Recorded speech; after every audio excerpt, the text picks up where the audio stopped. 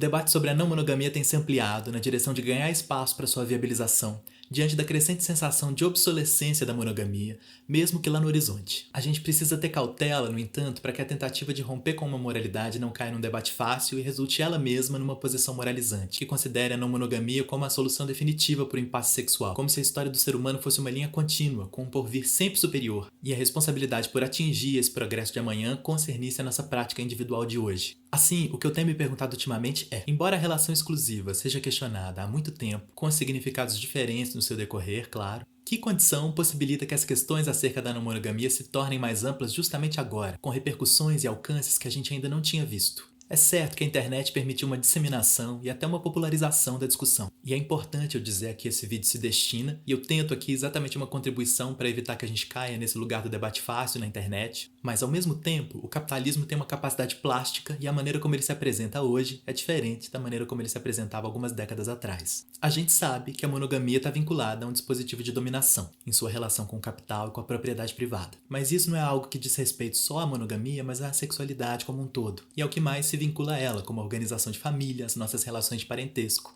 e as nossas formas de amar.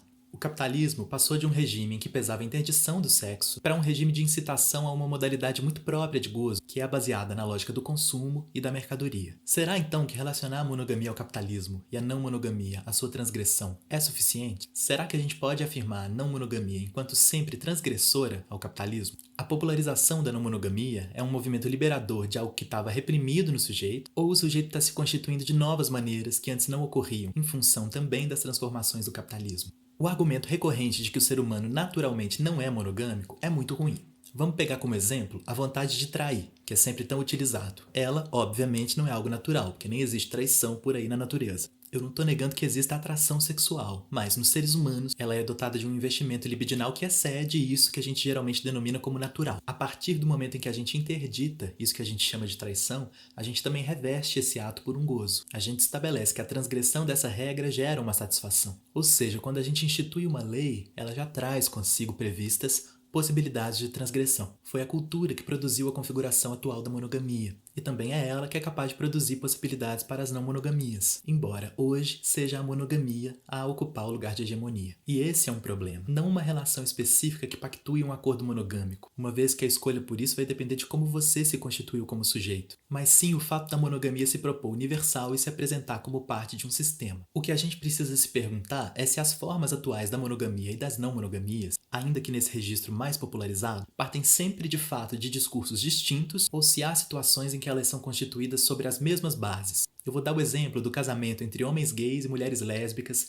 que é lido muitas vezes como algo transgressor ou até mesmo revolucionário. É claro que dentro do Estado liberal é a aquisição de um direito importante, para que a gente viva melhor sob esse sistema, e não tem problema nenhum em desejar casar. Mas a gente não pode desconsiderar que o casamento é um instrumento jurídico de reprodução de um poder social e de organização do sistema capitalista. O Foucault tem uma entrevista em que ele pergunta o seguinte: se houvesse de fato uma revolução, o que seria feito dos inimigos derrotados? Eles seriam levados a julgamento e condenados através do mesmo dispositivo jurídico que tutelou o Estado liberal e os interesses da burguesia que a gente queria derrubar? Então, um regime continua, mesmo depois da sua deposição, porque ele não explora só a nossa organização financeira, mas é um produtor de uma característica comum na subjetividade de um determinado tempo. O Estado liberal produz uma especificação cada vez maior das identificações e dos predicados, proliferando o terreno onde ele próprio vai atuar, inaugurando novos e cada vez mais específicos segmentos de mercado. Existe uma parte dessa narrativa que é vendida para nós como liberadora, mas que corresponde a uma técnica muito refinada de manutenção das relações de poder. Os nossos entendimentos de liberdade estão viciados pelo consumo, como se ser livre fosse estar de posse da escolha entre a maior quantidade possível de ofertas. No entanto, escolha demanda recusa. Não através do acúmulo de cada vez mais canais permanentemente abertos, mas sim da sustentação de um ou uns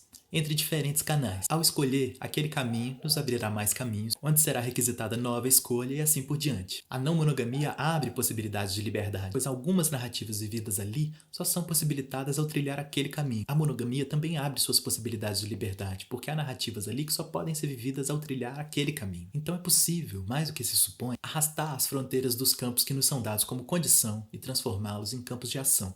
E, justamente, nessa reprodução de um sistema social aparecem possibilidades de insurgência. Na repetição, algo diferente, que foge ao nosso controle, sempre pode aparecer. Minha intenção é alertar para as ocasiões em que ocorre de a insurgência não necessariamente estar onde se diz que está. Também para procurá-la onde não se supõe que ela esteja. Por isso é importante a gente ficar cabreiro com as situações em que, como diz a Butler, o opressor é emancipado em nome do oprimido. As recentes narrativas que estão se desenvolvendo em torno da não monogamia comportam ambas as possibilidades. Tem gente discutindo a não monogamia de maneira muito séria, densa, profunda e responsável, visando uma prática emancipatória, enquanto há também práticas que só trocam uma relação de posse por uma de consumo. Resta a nós decantar na medida do possível. Portanto, não se trata de determinar de maneira inequívoca qual prática individual é mais livre que a outra, pois ambas podem ser praticadas de modo a indicar suas possibilidades de liberdade. Tampouco se trata de estabelecer qual delas é mais presa que a outra, pois ambas possuem seus grilhões. Trata-se de escolher qual das liberdades e qual das prisões comportarão cada sujeito